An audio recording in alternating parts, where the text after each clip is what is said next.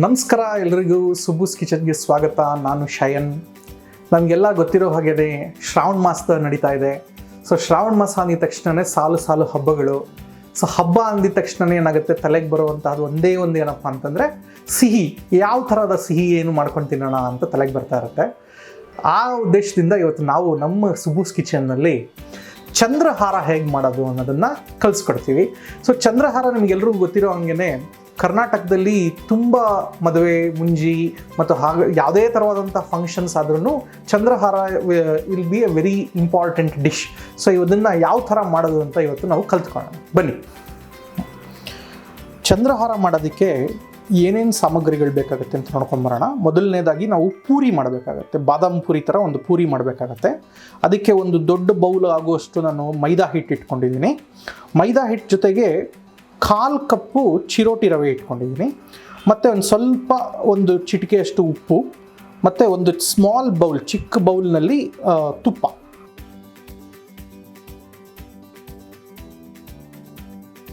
ಚಂದ್ರಹಾರ ಮಾಡಬೇಕಾದ್ರೆ ನಮಗೆ ಬಾಸುಂದಿನೂ ಮಾಡ್ಕೊಬೇಕಾಗತ್ತೆ.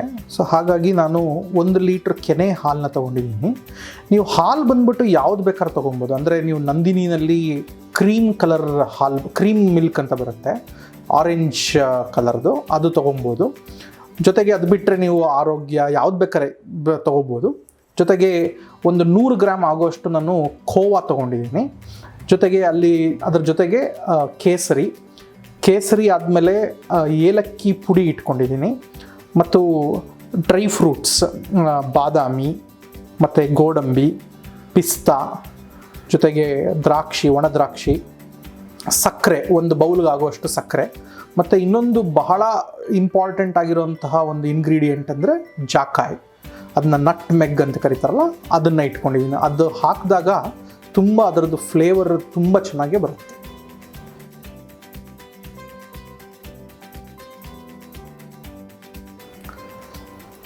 ನಾವು ಬಾದಾಮ್ ಪೂರಿ ಮಾಡ್ಕೊಂಡ್ಮೇಲೆ ಆ ಪೂರಿನ ಸಕ್ಕರೆ ಪಾಕದಲ್ಲಿ ನೆನೆಸ್ಬೇಕಾಗತ್ತೆ ಒಂದು 2 ನಿಮಿಷಗಳ ಕಾಲ. ಅದಕ್ಕೋಸ್ಕರ ನಾನು ಏನು ಮಾಡಿದ್ದೀನಿ, ಇಲ್ಲಿ ಸಕ್ಕರೆ ಪಾಕ ಮಾಡ್ಕೊಳ್ಳೋದಕ್ಕೆ ನಾನು ಒಂದು ಬೌಲ್ ಆಗುವಷ್ಟು ನೀರು, ಅಂದರೆ ಒಂದು 1/4 ಲೀಟ್ರ್ ಆಗುವಷ್ಟು ನೀರು, ಅದೇ ಸೈಜಿನ ಕಪ್ಪಲ್ಲಿ ಸಕ್ಕರೆ ಜೊತೆಗೆ ಅದರಲ್ಲಿ ಕೇಸರಿ, 1-2 ಪೀಸ್ ಲವಂಗ ಮತ್ತು ಏಲಕ್ಕಿ, 1-2 ಪೀಸ್ ಏಲಕ್ಕಿನ ಇಟ್ಕೊಂಡು ಸಕ್ಕರೆ ಪಾಕ ಮಾಡ್ಕೊತೀವಿ.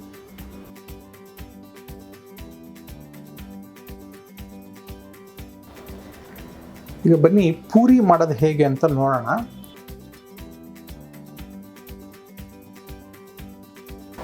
ಜೊತೆಗೆ ನೀರು ಹಾಕ್ಕೊಂಡು ಸ್ವಲ್ಪ ನೀರು ಹಾಕ್ಕೊಂಡು ಇದನ್ನು ಕಲಿಸ್ಕೋತಾ ಬರ್ತೀನಿ.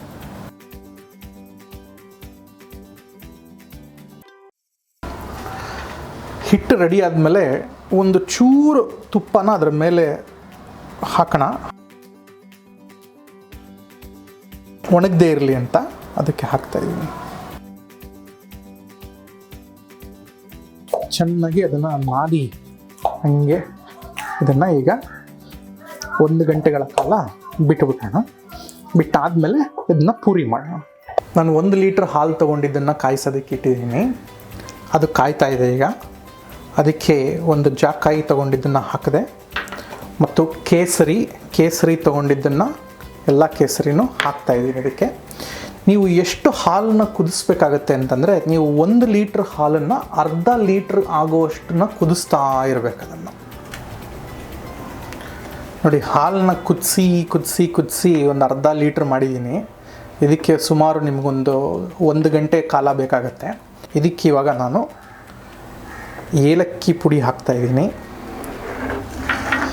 ಏಲಕ್ಕಿ ಪುಡಿ ಹಾಕಿ ಸ್ವಲ್ಪ ಹೊತ್ತು ಇದನ್ನು ಕೈ ಆಡಿಸ್ತಾ ಇರ್ತೀವಿ. ಮತ್ತು ನೀವು ಹಾಲನ್ನ ಅದನ್ನು ಬಿಸಿ ಮಾಡ್ತಾ ಇರಬೇಕಾದ್ರೆ ಸೌಟಲ್ಲಿ ಹೀಗೆ ಅದನ್ನು ಆಡಿಸ್ತಾ ಇರಬೇಕು. ಇಲ್ಲಾಂದರೆ ಕೆನೆ ಕಟ್ಟಿದಾಗ ನಿಮಗೆ ಅದು ಒಳ್ಳೆಯ ಇದು ಬರಲ್ಲ. ಕೆನೆ ಕಟ್ಬಿಡ್ತು ಅಂತಂದರೆ ನಿಮಗೆ ಬಾಸುಂದಿ ಚೆನ್ನಾಗಿ ಬರೋದಿಲ್ಲ. ಸೊ ಹಾಗಾಗಿ ಇದನ್ನು ಕೈ ಆಡಿಸ್ತಾ ಇರಬೇಕು ಅವಾಗ. ಮುಂಚೆ ಫಸ್ಟ್ ಸ್ಟೆಪ್ಪಲ್ಲೂ ಅದನ್ನು ಕೈ ಆಡಿಸ್ತಿರ್ಬೇಕು, ಇವಾಗಲೂ ಕೈ ಆಡಿಸ್ತಾ ಇರಬೇಕು. ಜೊತೆಗೀಗ ಏಲಕ್ಕಿ ಹಾಕಿದ್ದೀನಿ. ಇದಕ್ಕೆ ಸ್ವಲ್ಪ ನಾನು ತೊಗೊಂಡಿದ್ದಂತಹ ಖೋವಾನೆಲ್ಲ ಇದಕ್ಕೆ ಹಾಕ್ತಿದ್ದೀನಿ.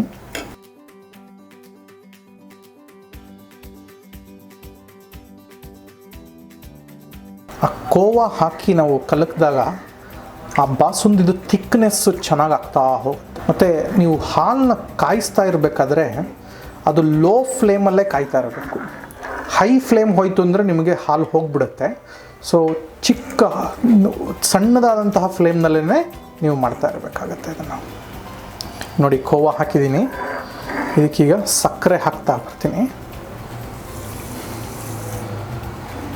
ಒಂದು ಬೌಲಷ್ಟು ಸಕ್ಕರೆ ನಾನು ತೊಗೊಂಡಿದ್ದನ್ನು ಹಾಕ್ತಾಯಿದ್ದೀನಿ. ಸೊ ಇದನ್ನು ಹೀಗೆ ಆಡಿಸ್ತಾನೇ ಇರಬೇಕು. ನೋಡಿ, ಇದೆಲ್ಲ ಖೋವಾ ಮತ್ತು ಏಲಕ್ಕಿ ಸಕ್ಕರೆ ಎಲ್ಲ ಹಾಕಿದ್ಮೇಲೂ ನೀವು ಸುಮಾರು ಒಂದು 1/4 ಗಂಟೆಗಳ ಕಾಲ ಇದನ್ನು ಹೀಗೆ ಆಡಿಸ್ತಾನೇ ಇರಬೇಕು. ಅದು ತುಂಬ ಗಟ್ಟಿ ಥರ ಬರಬೇಕು, ಹಾಲಿನ ಗಟ್ಟಿ ಆಗಬೇಕಿದು. ಗಟ್ಟಿ ಆದಾಗ ನಿಮ್ಮ ಬಾಸುಂದಿ ರೆಡಿ.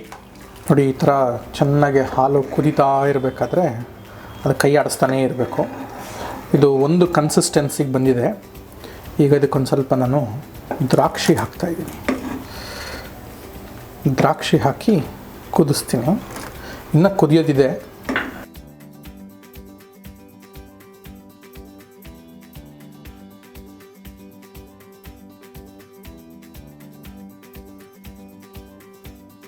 ನಾನು ಡ್ರೈ ಫ್ರೂಟ್ಸ್ ಆಲ್ಮಂಡ್ಸ್ ಕಟ್ ಮಾಡ್ಕೊಂಡಿರೋದನ್ನೆಲ್ಲ ಹಾಕ್ತಾಯಿದ್ದೀನಿ. ಜೊತೆಗೆ ಕ್ಯಾಶ್ಯೂ ಗೋಡಂಬಿ ಕಟ್ ಮಾಡಿರೋದೆಲ್ಲ ಹಾಕ್ತಾಯಿದ್ದೀನಿ. ಹಾಕಿ ಒಂದು 2-3 ನಿಮಿಷ ಕುದಿಸಿ ನಾವು ಇಳಿಸ್ಕೊಳ್ಳೋಣ. ನೋಡಿ, ಎಷ್ಟು ಚೆನ್ನಾಗಿ ಕಾಣಿಸ್ತಾ ಇದೆ. ಇದು ನೋಡಿದ್ರೇ ತಿನ್ನಬೇಕು ಅಂತ ಅನ್ನಿಸ್ತಾ ಇದೆ. ಇನ್ನು ನೀವು ಮಾಡಿ ತಿನ್ನಬೇಕಾದ್ರೆ ಅದರ ರುಚಿನೇ ಬೇರೆ ಇರುತ್ತೆ.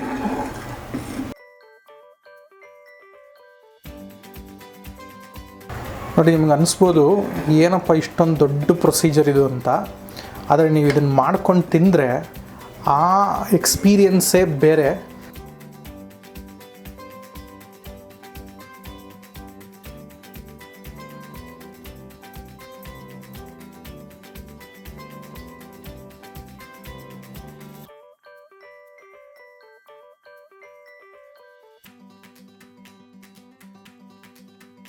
ಬಾಸುಂದಿ ರೆಡಿಯಾಗಿದೆ, ಚೆನ್ನಾಗಿ ತಿಕ್ಕಾಗಿ ಬಂದಿದೆ. ನಾವೇನು ಜಾಕಾಯಿನ ಹಾಕಿದ್ವಲ್ಲ ಅದನ್ನು ತೆಗೆದುಬಿಡೋಣ. ಇನ್ನು ಅದರದ್ದು ಅವಶ್ಯಕತೆ ಇಲ್ಲ. ನಮ್ಮ ಬಾಸುಂದಿ ಈಗ ರೆಡಿ ಇದೆ. ನಾವೀಗ ಪೂರಿ ಮಾಡಿಬಿಟ್ಟು ಇದರಲ್ಲಿ ಡಿಪ್ ಮಾಡಿ ತಿಂದರೆ ಅದ್ಭುತ ಅಮೋಘವಾದಂತಹ ಒಂದು ಟೇಸ್ಟ್ ಕೂಡ ಬರುತ್ತೆ. ಬನ್ನಿ ನೋಡೋಣ ನೆಕ್ಸ್ಟ್ ಸ್ಟೆಪ್ ಏನು ಅಂತ. ನಾವು ಬಾಸುಂದಿ ರೆಡಿಯಾಗಿರೋದನ್ನು ಒಂದು ಚಿಕ್ಕ ಬೇರೆ ಬೌಲಲ್ಲಿ ಅದನ್ನು ಹಾಕ್ಕೊಂಡು ಪೂರಿ ಆಗೋ ಅಷ್ಟೊತ್ತರೊಳಗೆ ಇದನ್ನು ರೆಫ್ರಿಜರೇಟ್ರಲ್ಲಿ ಇಟ್ಬಿಟ್ಟು ಸ್ವಲ್ಪ ತಣ್ಣಗಾಗಲಿ. ಆ ತಣ್ಣಗಾದಾಗ ಅದನ್ನು ಪೂರಿ ಜೊತೆಗೆ ಹಾಕ್ಕೊಂಡು ತಿಂದಾಗ ಅದರದ್ದು ಮಜಾನೇ ಬೇರೆ. ಸೊ ಹಾಗಾಗಿ ನಾನು ಇದೆಲ್ಲದನ್ನು ಬೇರೆ ಇನ್ನೊಂದು ಬಟ್ಲಿಗೆ ಸೇರಿಸ್ಕೊತಾ ಇದ್ದೀನಿ. ನೋಡಿ, ನಾನು ಪೂರಿ ಮಾಡ್ಕೊಳ್ಳೋಕ್ಕೂ ಮುಂಚೆ ಒಂದು ಸ್ವಲ್ಪ ಸಕ್ಕರೆ ಪಾಕ ಮಾಡ್ಕೊತಾ ಇದ್ದೀನಿ. ಯಾಕಂದರೆ ಪೂರಿನ ಈ ಸಕ್ಕರೆ ಪಾಕದಲ್ಲಿ ಹತ್ತಬೇಕಾಗತ್ತೆ. ಸೊ ಹಾಗಾಗಿ ನಾನು ಪಾಕಕ್ಕೆ ಈಗ 1 ಬಟ್ಲಷ್ಟು ನೀರು ತೊಗೊಂಡಿದ್ದೆ. ಅಷ್ಟೇ ಅಳತೆಯಲ್ಲಿ ಸಕ್ಕರೆನೂ ತೊಗೊಂಡು ಅದನ್ನು ಪಾಕ ಮಾಡ್ತಾಯಿದ್ದೀನಿ. ಜೊತೆಗೆ 1-2 ಲವಂಗ, 2-3 ಏಲಕ್ಕಿ, 1-2-3 ಕೇಸರಿ ಹಾಕಿ ಅದನ್ನು ಹೀಗೆ ಸಕ್ಕರೆ ಪಾಕ ಮಾಡ್ತಾ ಬರ್ತಾಯಿದ್ದೀನಿ. ಮತ್ತು ನಾನೊಂದು ಚಿಕ್ಕಿಯಷ್ಟು ಸ್ಯಾಫ್ರನ್ ಕಲರ್ನು ಹಾಕಿದ್ದೀನಿ. ಆವಾಗ ಏನಾಗುತ್ತೆ ಅಂತಂದರೆ ಆ ಸಕ್ಕರೆ ಪಾಕಕ್ಕೆ ಒಂದು ಕಲರ್ ಬರುತ್ತೆ. ಆವಾಗ ಡಿಪ್ ಮಾಡಿದಾಗ ಆ ಕಲರು ಆ ಬಾದಾಮ್ ಪುರಿಗೂ ಚೆನ್ನಾಗಿ ಹೋಗುತ್ತೆ. ನೋಡಿ, ನಮ್ಮ ಸಕ್ಕರೆ ಪಾಕ ರೆಡಿಯಾಗಿದೆ. ನೀವು ಪಾಕ ಮಾಡ್ಕೊಬೇಕಾದ್ರೆ ಈ ಕನ್ಸಿಸ್ಟೆನ್ಸಿ ಇದ್ದರೆ ಸಾಕು, ನಿಮಗೆ ಅದು ರೆಡಿಯಾಗಿದೆ ಅಂತ ಅರ್ಥ. ಸೊ ಇವಾಗ ನಾವು ನೆಕ್ಸ್ಟು ನಮ್ಮ ಪೂರಿ ಮಾಡೋದು ಹೇಗೆ ಅಂತ ನೋಡ್ಕೊಂಬರೋಣ. ಹಿಟ್ಟು ಕಲಸಿಟ್ಟು 1 ಗಂಟೆ ಸಮಯ ಆಗಿದೆ. ಈಗ ಹಿಟ್ಟನ್ನು ನಾವು ಪೂರಿ ಮಾಡೋದು ಹೇಗೆ ಅಂತ ನೋಡೋಣ. ಹಿಟ್ಟು ತೊಗೋತಾ ಇದ್ದೀನಿ. ಸೊ ಗಟ್ಟಿಗಿರೋ ಹಿಟ್ಟನ್ನು ಈ ಥರ ಅದನ್ನು ರೋಲ್ ಮಾಡಿಕೊಂಡು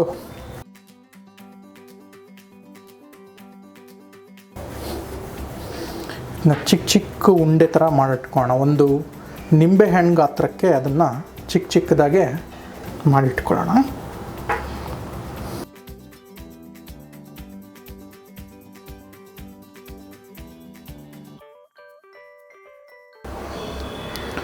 ಈಗ ಪೂರಿ ಮಾಡೋದು ಹೆಂಗೆ ನೋಡೋಣ. ಒಂದು ಸ್ವಲ್ಪ ಇದ್ರ ಮೇಲೆ ಪುಡಿ ಮೈದಾ ಹಿಟ್ಟನ್ನು ಹಾಕ್ತಾಯಿದ್ದೀನಿ. ಹಾಕಿ ಪೂರಿ ಥರನೇ ಲಟ್ಟಿಸ್ಕೊತಾ ಹೋಗೋಣ. ಇದಕ್ಕೆ ನಾನೇನು ಮಾಡ್ತೀನಿ, ಸ್ವಲ್ಪ ತುಪ್ಪನ ಸವರ್ತೀನಿ. ಸವರಿ ಇದನ್ನು ಅರ್ಧ ಭಾಗ ಮಾಡ್ಕೋತೀನಿ. ಹಿಂಗೆ ಇದನ್ನು ಅರ್ಧ ಭಾಗ ಮಾಡಿಕೊಂಡು ಮತ್ತೆ ಸ್ವಲ್ಪ ತುಪ್ಪ ಸವರಿ ಮತ್ತು ಇದನ್ನು ಹೀಗೆ ಮಾಡಿದ್ರೆ ನಮಗೆ ಟ್ರಯಾಂಗಲ್ ಶೇಪ್ ಬರುತ್ತೆ. ಇದನ್ನು ಮತ್ತೆ ಈ ಟ್ರಯಾಂಗಲ್ನ ಒಂಚೂರು ಹೀಗೆ ಟ್ರಯಾಂಗಲ್ ಶೇಪ್ನ ದೊಡ್ಡದಾಗಿ ಮಾಡ್ಕೊತೀನಿ. ಸೊ ಮಾಡಿದ ಮೇಲೆ ಇದಕ್ಕೊಂದು ಸ್ವಲ್ಪ ಹಿಂಗೆ ತೂತು ಮಾಡೋಣ ಫೋರ್ಕ್ ಇಟ್ಕೊಂಡು.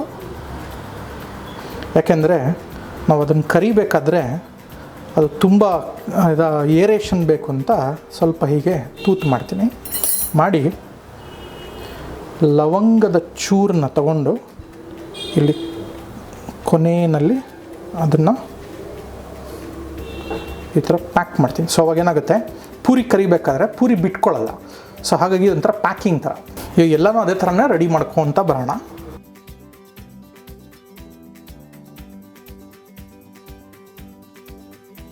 ನೋಡಿ, ಪೂರಿ ಎಲ್ಲ ಒತ್ತಿ ರೆಡಿ ಮಾಡಿ ಇಟ್ಕೊಂಡಿದ್ದೀವಿ. ಈಗ ಕರಿಯೋಣ ಇದನ್ನು. ಎಣ್ಣೆ ಕಾದಿದೆ ಚೆನ್ನಾಗಿ.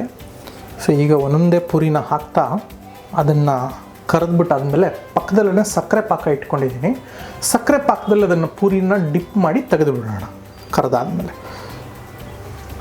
ಮತ್ತು ನೀವು ಪೂರಿ ಕರಿಬೇಕಾದ್ರೆ ಸ್ವಲ್ಪ ಲೋ ಫ್ಲೇಮ್ನಲ್ಲೇ ಕರೆದ್ರೆ ಉತ್ತಮ. ಯಾಕಂದರೆ ಅದು ಒಳಗಡೆ ಎಲ್ಲ ಪೂರ್ತಿ ಚೆನ್ನಾಗಿ ಫ್ರೈ ಆಗಬೇಕಾಗಿರೋದ್ರಿಂದ ನಿಧಾನಕ್ಕೆ ಸ್ವಲ್ಪ ಲೋ ಫ್ಲೇಮ್ನಲ್ಲೇ ಕರೆದ್ರೆ ಉತ್ತಮ ಅಂತ.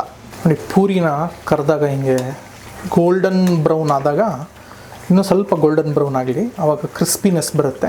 ಬಂದಿದ ತಕ್ಷಣವೇ ಅದನ್ನು ಸಕ್ಕರೆ ಪಾಕದಲ್ಲಿ ಹಾಕೋಣ. ಮತ್ತು ಆವಾಗವಾಗ ಇದನ್ನು ಮೇಲೆ ಕೆಳಗೆ ಅದನ್ನು ತಿರುಗಿಸ್ತಾ ಇರಿ.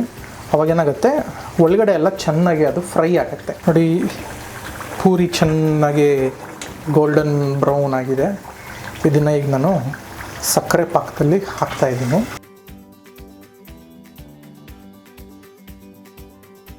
ಸೊ ಅದೇ ಥರನೇ ಎಲ್ಲ ಪೂರಿಗಳನ್ನು ಕರ್ಕೊಳ್ಳಿ. ಇದರಲ್ಲಿ ಸಕ್ಕರೆ ಪಾಕದಲ್ಲಿ ಒಂದು 2-3 ನಿಮಿಷ ಡಿಪ್ ಮಾಡಿದ್ರೆ ಸಾಕು. ಆ ಸಕ್ಕರೆ ಎಲ್ಲ ಅಂಶ ಎಲ್ಲ ಅದಕ್ಕೆ ಹೀರ್ಕೊಂಡಿರುತ್ತೆ. ಹೀರ್ಕೊಂಡ್ಮೇಲೆ ಅದನ್ನು ತಿನ್ಬೇಕಾದ್ರೆ ತುಂಬ ಒಳ್ಳೆ ಟೇಸ್ಟ್ ಬರುತ್ತೆ. ಅದು ಪಾಕನ ಮತ್ತೆ ನೀವು ಹೀಟ್ ಮಾಡ್ಕೊಳ್ಳೋ ನೆಸಿಟಿ ಇಲ್ಲ. ಅದು ಆಲ್ರೆಡಿ ಚೆನ್ನಾಗಿ ಪಾಕ ಆಗಿರೋದ್ರಿಂದ ಮತ್ತೆ ಅದನ್ನು ಹೀಟ್ ಮಾಡ್ಕೊಳ್ಳೋ ನೆಸಿಟಿ ಇಲ್ಲ. ನಾನು ಇವಾಗ ಗ್ಯಾಸ್ ಏನು ಅಂಟಿಸ್ಕೊಂಡಿಲ್ಲ, ಅದಕ್ಕೆ ಹಾಗೆ ಇಟ್ಟಿದ್ದೀನಿ ನಾನು. ಸೊ ಸಕ್ಕರೆ ಪಾಕದಲ್ಲಿ ನೆಂದಿರುವಂತಹ ಪೂರಿನ ತೆಗೆದು ಬೇರೆ ಒಂದು ಬೌಲಲ್ಲಿ ಹಾಕಿಟ್ಕೊಂಡು ಈಗ ಸರ್ವ್ ಮಾಡೋದಕ್ಕೆ ರೆಡಿ. ಚೆನ್ನಾಗಿ ಎಲ್ಲನೂ ಬಂದಿದೆ. ಸಕ್ಕರೆ ಪಾಕದಲ್ಲಿ ಅದು ತೆಗೆದಿರೋಂತಹ ಪೂರಿಗಳು ಎಲ್ಲ ಐಟಮ್ಸ್ ರೆಡಿಯಾಗಿದೆ. ಈಗ ಸರ್ವ್ ಮಾಡೋಣ. ಈಗ ಒಂದೊಂದೇ ಪೂರಿನ ಇಲ್ಲಿ ತೊಗೊಂಡು ಇಡ್ತಾ ಬರ್ತೀನಿ.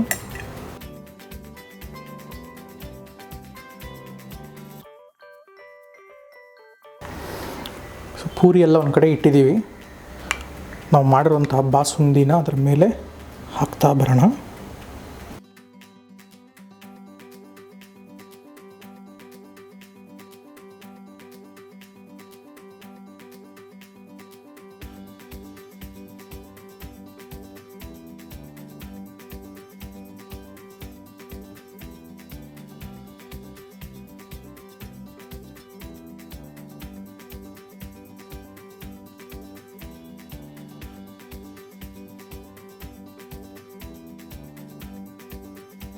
ಈ ಬಾಸುಂದಿನ ನಾನು ಫ್ರಿಜ್ಜಲ್ಲಿ ಇಟ್ಟಿದ್ದೆ ಆವಾಗಲೇ, ಸ್ವಲ್ಪ ತಣ್ಣಗಾಗಲಿ ಅಂತ.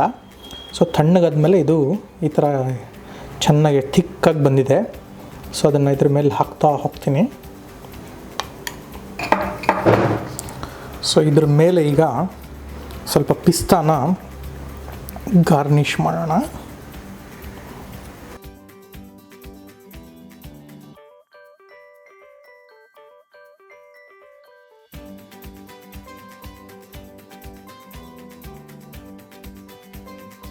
ಸೊ ನೋಡಿ ಫ್ರೆಂಡ್ಸ್, ಚಂದ್ರಹಾರ ರೆಡಿಯಾಗಿದೆ. ಸರ್ವ್ ಮಾಡಿದ್ದೀವಿ. ಸೊ ನಿಮ್ಗೆಲ್ಲರಿಗೂ ಗೊತ್ತಾಯ್ತು ಅನಿಸುತ್ತೆ ಯಾವ ಥರ ಚಂದ್ರಹಾರ ಮಾಡೋದು ಅಂತ. ಸೊ ನೀವು ಮನೇಲಿ ಮಾಡಿ ಇದರ ಟೇಸ್ಟ್ನ ನೀವು ಎಲ್ಲರೂ ಅನುಭವಿಸಿ. ಸೊ ಮತ್ತೆ ನಮ್ಮ ಚಾನಲ್ಗೆ ಸಬ್ಸ್ಕ್ರೈಬ್ ಆಗಿ, ಲೈಕ್ ಮಾಡಿ, ಕಮೆಂಟ್ ಮಾಡೋದನ್ನು ಮಾತ್ರ ಮರಿಬೇಡಿ. ಮತ್ತೆ ಮುಂದಿನ ಸಂಚಿಕೆಯಲ್ಲಿ ಯಾವುದಾರ ಒಂದು ಹೊಸ ಡಿಶ್ ಜೊತೆ ಬರೋಣ. ಅಲ್ಲಿ ತನಕ ಸಿ ಯು, ಬಾಯ್.